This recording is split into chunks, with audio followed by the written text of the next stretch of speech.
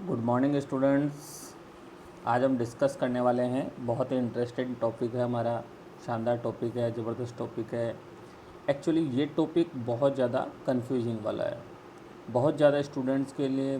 मैं जब भी देखता हूँ किसी भी स्टूडेंट से पूछ लिया जाता है कि बेटा ये BC, AD, CE, BCE क्या होते हैं, तो मोस्टली स्टूडेंट जो हैं इसका आंसर नहीं दे पाते हैं। तो स्टूडेंट्स आज हम डिस्कस करने वाले हैं concept of AD, CE, BC, BCE क्या है, इसके बारे में आज हम जानने वाले हैं। तो स्टूडेंट्स हिस्ट्री में बहुत जगह आपने देखा होगा कि कहीं BC लगा हुआ है, कहीं AD लगा हुआ है, कहीं CE लगा हुआ है और कहीं BCE लगा हुआ है। तो स्टूडेंट आज हम इन सबको विथ एग्जाम्पल सीखेंगे,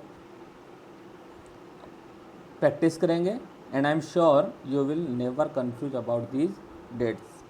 सो लेट्स बिगिन आवर टॉपिक। तो स्टूडेंट्स देखिए, यहाँ हम जो बात कर रहे हैं इसको हम मान लेते हैं जीरो। इसको हम क्या मान लेते हैं? जीरो मान लेते हैं।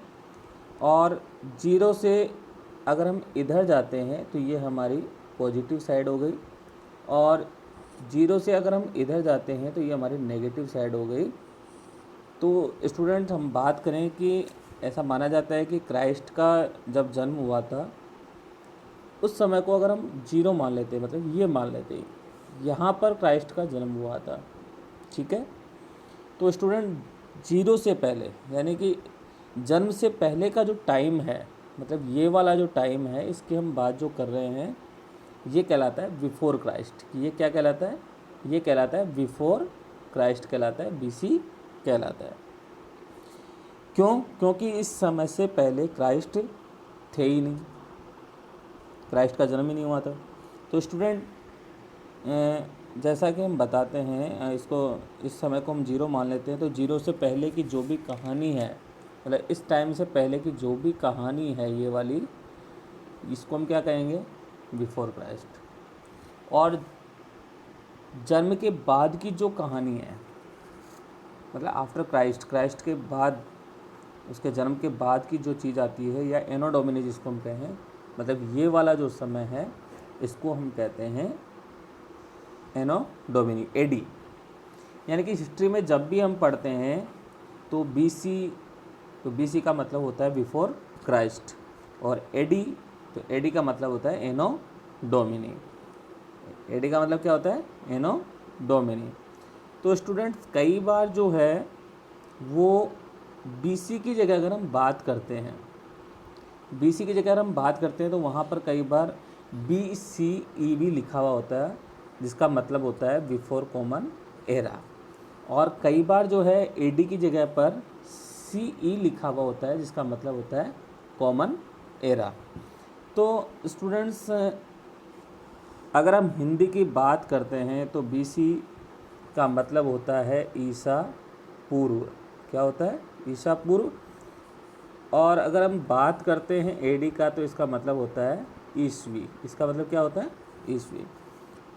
तो अब हम इनकी प्रैक्टिस करते हैं। सबसे पहले हमें जो है इसकी प्रैक्टिस के बारे में हम आगे बढ़ते हैं। तो स्टूडेंट सबसे पहले हम इसकी फुल फॉर्म देखते हैं। अगर बिफोर क्राइस्ट, BC का मतलब होता है बिफोर क्राइस्ट, और BC का मतलब होता है बिफोर कॉमन एरा। मतलब हम बात कर रहे हैं नेगेटिव साइड की। किसकी बात कर रहे हैं? हमारी जो नेगेटिव साइड है उसकी हम बात कर रहे हैं। और अगर हम बात करते हैं कि हमारा जो एनो डोमिनी है, अगर हम उसकी बात करें कि AD का मतलब क्या है? एनो डोमिनी, और CE का मतलब है कॉमन एरा। ये इनकी फुल फॉर्म हो गई। BC का मतलब बिफोर क्राइस्ट, BC का मतलब बिफोर कॉमन एरा, AD का मतलब एनो डोमिनी, और CE का मतलब कॉमन एरा। ये इनकी क्या हो गई? Full form. यानी कि यहाँ पर हम जो बात कर रहे हैं, AD की बात जो हम कर रहे हैं वो क्या हो गई? हमारी पॉजिटिव साइड हो गई, ठीक है। अब स्टूडेंट्स हम BC में जो टाइम होता है, अगर हम BC के टाइम की बात करते हैं तो BC का जो टाइम होता है वो डिक्रीजिंग ऑर्डर में होता है। डिक्रीजिंग ऑर्डर में होता है। मान लीजिए सपोज करते हैं कि BC में किसी का जन्म जो है वो 500 BC के अंतर्गत होता है। कब होता है? 500 BC के अंतर्गत अगर उसका जन्म होता है। तो स्टूडेंट्स अगर हम बात करें कि मान लीजिए सपोज करते हैं कि 50 साल बाद में वो व्यक्ति जिसका जन्म कब हुआ था? 500 BC में हुआ था। अगर 50 साल बाद में वो व्यक्ति मर जाता है तो स्टूडेंट्स उसके टाइम पीरियड को हम लिखेंगे कैसे कि उसका टाइम पीरियड कब से कब तक रहा। अगर BC के अंतर्गत हमें लिखना है तो हम उसे लिखेंगे, हम उसको कैसे लिखेंगे? 500 से 450 BC, यानी कि ये किस में आ गया? हमारे डिक्रीजिंग ऑर्डर में आ गया, घटते हुए क्रम में आ गया, क्योंकि BC से पहले, बिफोर क्राइस्ट से पहले का जो समय है वो किस में आता है? डिक्रीजिंग ऑर्डर में आता है। किस में आता है? डिक्रीजिंग ऑर्डर में आता है। मतलब जो भी टाइम पीरियड आएगा, ये किसी जैसे राजा का जो रूलिंग पीरियड होता है अकॉर्डिंग टू BC अगर हम बात करेंगे तो वो किस में लिखेंगे? हम डिक्रीजिंग ऑर्डर के अंतर्गत हम उसको लिखेंगे। इसी तरह अगर स्टूडेंट्स हम बात करें कि हमारा जो CE है, हमारा जो AD की हम बात कर रहे हैं, उसका जो टाइम पीरियड होता है वो किस में होता है? हमारे पास इंक्रीजिंग ऑर्डर में होता है। जैसे मान लीजिए किसी का जन्म जो है वो 1000 AD के अंतर्गत होता है। कब होता है? 1000 AD में अगर उसका जन्म हो रहा है। और मान लीजिए वही बात हम फिर से कर रहे हैं कि 50 साल बाद में उस व्यक्ति की मृत्यु हो जाती है, तो उसका जो टाइम पीरियड रहा है कब से कब तक का रहा है, उसको जो अगर हम लिखेंगे तो वो कैसे लिखेंगे? उसको हम लिखेंगे 1000 से 1050 AD। क्या लिखेंगे उसको? हम AD लिखेंगे। AD लिख सकते हैं उसको हम, या उसको हम CE लिख सकते हैं, या उसको हम BC या BCE जो पहले वाला था उसको हम BCE लिख सकते हैं, और इसको हम जो लिखेंगे वो लिखेंगे AD या CE। तो स्टूडेंट ये जो टाइम पीरियड होता है, मतलब आफ्टर क्राइस्ट के जन्म के बाद का जो समय है उसको हम किस में लिखते हैं? इंक्रीजिंग ऑर्डर में लिखते हैं। तो स्टूडेंट्स अभी आपको इतनी बात समझ में आई होगी कि किस तरह से हम बात कर रहे हैं कि BC का मतलब बिफोर क्राइस्ट। हमने माना था कि क्राइस्ट का जो जन्म हुआ था उसको हमने 0 मान लिया, जो जन्म हुआ था उसको हमने क्या मान लिया? 0। तो उससे पहले, बिफोर क्राइस्ट से पहले की बात करते हैं अगर हम, तो वो टाइम पीरियड जो है वो किस में आता है? डिक्रीजिंग ऑर्डर में आता है। किस में आता है? डिक्रीजिंग ऑर्डर में आता है। और उसके बाद अगर हम बात करते हैं टाइम पीरियड की कि आफ्टर क्राइस्ट के जन्म के बाद का जो समय आता है वो हमेशा इंक्रीजिंग ऑर्डर में आता है, वो हमेशा बढ़ते हुए क्रम में आता है। स्टूडेंट्स आगे हम बढ़ते हैं, आगे हम इसके बारे में जानते हैं। तो हम देखते हैं, तो स्टूडेंट्स यहाँ पर हम देख रहे हैं कि जैसे कि जो टाइम पीरियड हमारे सामने यहाँ पर दिया हुआ है, जैसे हम बात कर रहे हैं 7500 BC civilisation of Gulf of Khambhat. अगर हम बात कर रहे हैं कि ये टाइम पीरियड जो है ये कौन सा है? BC, बिफोर क्राइस्ट है वाला। 2500 से लेकर के 1500 BC का जो समय था वो था इंडस वैली सिविलाइजेशन का था हमारा। अगर हम 2000 से लेकर के 1500 BC की बात करते हैं तो वो Aryan arrives from Central Asia. अगर हम बात करते हैं कि 1500 से लेकर के 1000 BC तक का जो समय था हमारा वो अर्ली वैदिक एज का था, मतलब ऋग्वैदिक काल का था।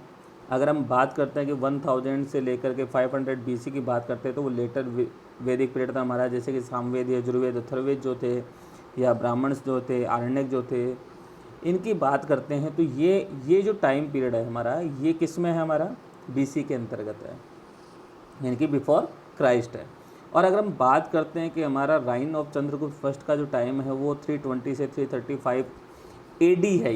ये क्या है हमारे पास? AD है, मतलब ये हमारे पास इंक्रीजिंग ऑर्डर में है, पॉजिटिव में है, और ये हमारे पास नेगेटिव में है, मतलब घटते हुए क्रम में है।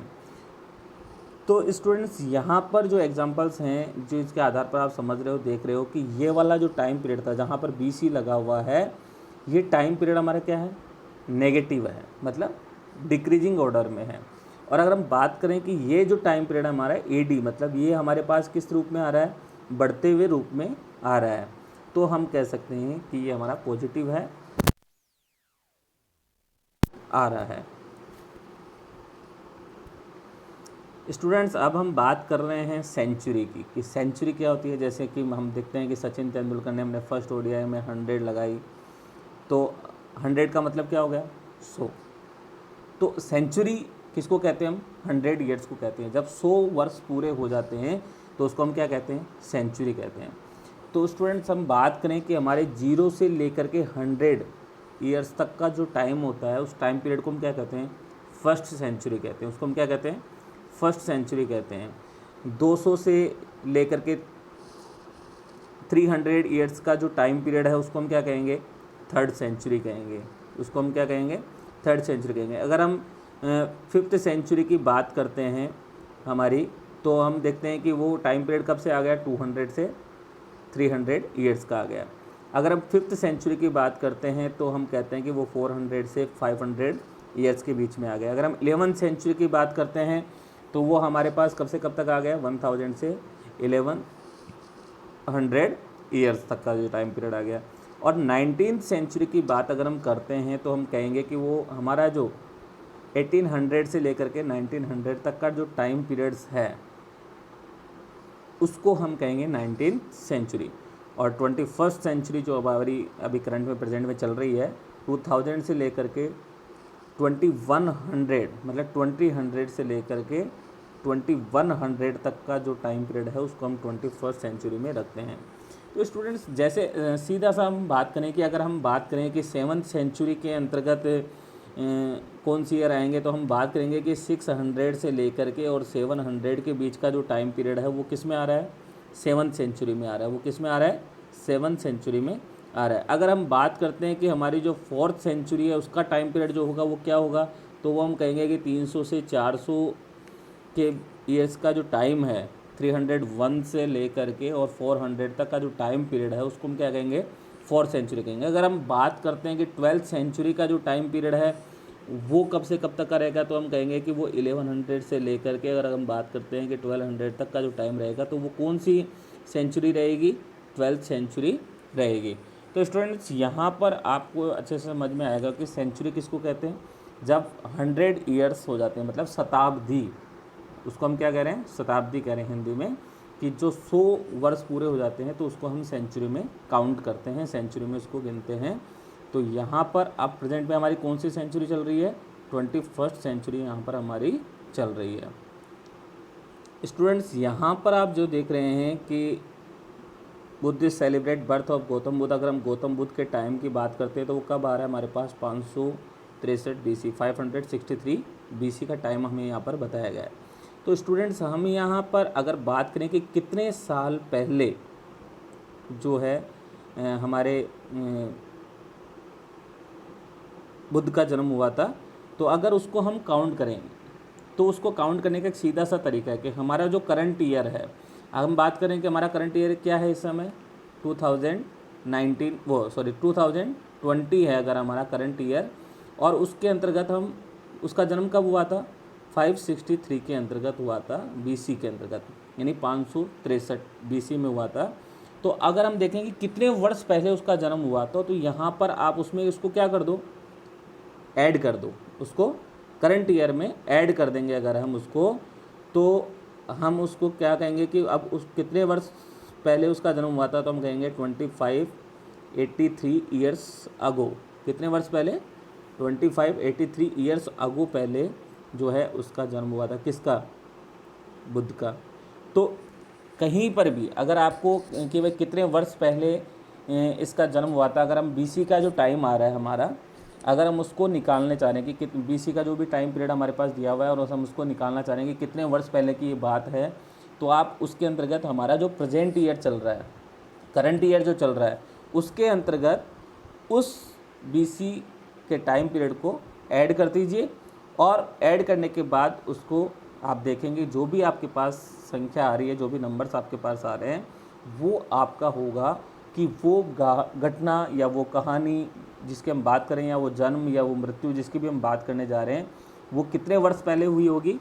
तो जैसे हम बात कर रहे हैं कि यहाँ पर कि बुद्ध का जो जन्म की बात की कि वो बुद्ध का जन्म जो हुआ था वो 563 BC के अंतर्गत हुआ था, और अगर हम आज बात करें कि वो कितने वर्ष पहले की बात है, तो हम उसके अंतर्गत हमारा जो प्रेजेंट ईयर है 2020, उसके अंतर्गत हमने कितना ऐड कर दिया? 563 जो BC उसका जन्म था, जो नंबर हमारे पास उसका था, उसको हमने ऐड कर दिया। तो हम देखेंगे कि वो आज से 2583 ईयर्स अगो पहले की बात है। तो हम कहेंगे कि add present year in BC या BCE। तो उसके अकॉर्डिंग हमारे पास क्या निकल करके आ जाएगा, उसके अकॉर्डिंग हमारे पास कि कितने वर्ष पहले वो घटना घटी है उसके बारे में हमें जानकारी निकल करके सामने आ जाएगी। स्टूडेंट ऐसे ही अगर हम बात करें कि हमारा जैसे एक एग्जांपल लेते हैं कि बैटल ऑफ पानीपत का जो हुआ था हमारा, कि अगर हम फर्स्ट बैटल ऑफ पानीपत की बात करते हैं तो वो कब हुआ था, 1526 AD के अंतर्गत हुआ था। सेकंड बैटल की बात करते हैं तो वो हमारे 1556 AD के अंतर्गत हुआ था। और थर्ड बैटल ऑफ पानीपत की बात करते हैं तो हम बात करते हैं कि वो 1761 AD के अंतर्गत हुआ था। तो यहाँ पर स्टूडेंट्स हम बात करें कि यहाँ पर जो हमारे पास आ रही है बात मैंने, वो क्या है, AD। हमारे पास क्या आ रहा है, AD। तो इसको भी अगर हम निकालने की कोशिश करें कि how many years ago first battle of Panipat, कि कितने साल पहले जो है पानीपत का फर्स्ट बैटल हुआ था, तो अगर हम उसकी बात करते हैं तो वही हम बात करेंगे कि हमने अगर BC की बात की तो वहाँ पर हम ऐड कर रहे थे, वहाँ पर हम क्या कर रहे थे, ऐड कर रहे थे। लेकिन यहाँ पर हम क्या कर रहे हैं, इसको सब्ट्रैक्ट कर रहे हैं, इसको घटा रहे हैं, माइनस कर रहे हैं इसको हम, कि आपको क्या करना है यहाँ पर कि आपकी जो AD या जो CE की जो नंबर्स है उसको आपको प्रेजेंट ईयर में से क्या करना है, सब्ट्रैक्ट करना है, उसको घटाना है। अगर हम बात करेंगे जैसे कि हमारा इस समय क्या चल रहा है, 2020 चल रहा है। और अगर हम बात करें कि फर्स्ट बैटल ऑफ पानीपत जो हुआ था वो कब हुआ था, 1526 के अंतर्गत हुआ था। कब हुआ था, 1526 के अंतर्गत हुआ था। तो अगर स्टूडेंट्स हम बात करें कि ये घटना कितने वर्ष पहले होगी, तो हम कहेंगे कि ये 494 ईयर्स अगो की पहले की बात है। अगर आप 2020 में से 1526 को जो है सब्ट्रैक्ट कर दोगे, घटा दोगे, तो कितना नंबर निकल के आ रहा है हमारे पास, 494। तो हम कहेंगे कि पानीपत का जो फर्स्ट बैटल हुआ था वो कब हुआ था, 494 ईयर्स अगो। अगर इसी तरह हम बात करते हैं कि हमारा जो सेकंड बैटल हुआ था पानीपत का, अगर हम उसकी बात कर रहे हैं तो यहाँ पर हम देखेंगे कि सेकंड बैटल जो हुआ था वो 1556 में हुआ था। तो हमारा करंट ईयर क्या चल रहा है, अगर हम हमारे करंट ईयर की बात करते हैं तो हमारा करंट ईयर चल रहा है 2020। और अगर इसमें से हम सेकंड बैटल ऑफ पानीपत जो हुआ था हमारा वो कब हुआ था, 1556 के अंतर्गत। तो अगर हम उसको सब्ट्रैक्ट कर देते हैं, उसको हम घटा देते हैं, तो हमारे पास जो नंबर निकल के आ रहा है 464 निकल करके आ रहा है। तो हम कहेंगे कि पानीपत का जो सेकंड बैटल हुआ था, सेकंड जो युद्ध हुआ था, वो कितने वर्ष पहले हुआ था, 464 वर्ष पहले हुआ था। तो इस तरह से हम किसी भी AD की अगर संख्या आ रही है और उसके अकॉर्डिंग AD जो आ रहा है उसके अकॉर्डिंग अगर हम उसके कितने वर्ष पहले की वो घटना रहेगी उसको अगर हम पता करना है तो हम उसको घटा देंगे और अगर हम माइनस कर देंगे। और अगर हम BC की जो घटना आ रही है उसको अगर हम बात करेंगे वो कितने वर्ष पहले की घटना रही होगी, तो उसके अंतर्गत हम जो हमारा प्रेजेंट ईयर चल रहा है, हमारा जो करंट ईयर चल रहा है, उसके अंतर्गत हम उसको क्या कर देंगे, ऐड कर देंगे। तो स्टूडेंट्स यहाँ पर आपके सामने बहुत सारी BC और AD के एग्जाम्पल आपके सामने दिए हुए हैं। तो अगर आप इनको आपके जो करंट ईयर चल रहा है, जो प्रेजेंट ईयर चल रहा है, उसमें से अगर आप उसको ऐड करते हो, या BC वाले को आप क्या करोगे, ऐड करोगे, और AD वाले को आप क्या करोगे, सब्ट्रैक्ट करोगे, माइनस करोगे, तो वहाँ पर आपके सामने एग्जैक्ट जो नंबर निकल करके आएगा वो आपको बताएगा कि ये घटना कितने वर्ष पहले हुई थी, ये बात कितने वर्ष पहले की है, इसके बारे में हमें जानकारी प्राप्त होगी। तो स्टूडेंट्स आज इस वीडियो में इतना ही। तो आज इस वीडियो में हमने जाना concept of BC, BCE, AD और CE के बारे में। Thank you.